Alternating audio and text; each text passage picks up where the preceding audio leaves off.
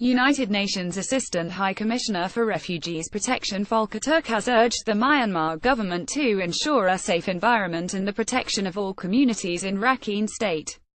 Turk reiterated the right of return of the hundreds of thousands of Rohingyas who fled from Rakhine State to Bangladesh, and he appealed for their safe, voluntary, and sustainable repatriation to their places of origin. Turk concluded on Wednesday a 2-day visit to Myanmar, during which he also called for unrestricted humanitarian access for communities in need, and for the voluntary return of refugees in safety and dignity. Turk travelled to the capital Naypyidaw, where he met with Myanmar's Union Minister for the Office of the State Councillor Kyautint Swe, National Security Advisor Tong Tun, Minister of Social Welfare, Relief and Resettlement Dr. Win Myatai, and Minister of Labour, Immigration and Population Youthane Swe. During his meetings, he also called for unrestricted access so that humanitarian actors can provide life-saving aid and build confidence among communities in need.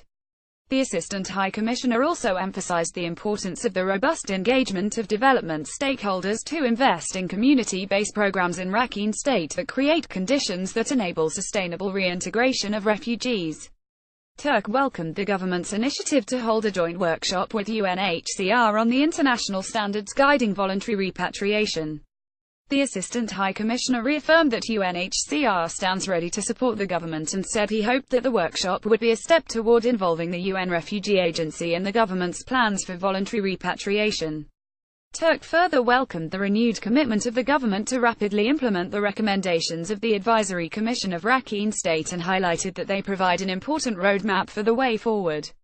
The Assistant High Commissioner for Protection's regional visit will continue in Thailand and conclude in Bangladesh early next week, according to UNHCR officials in Dhaka.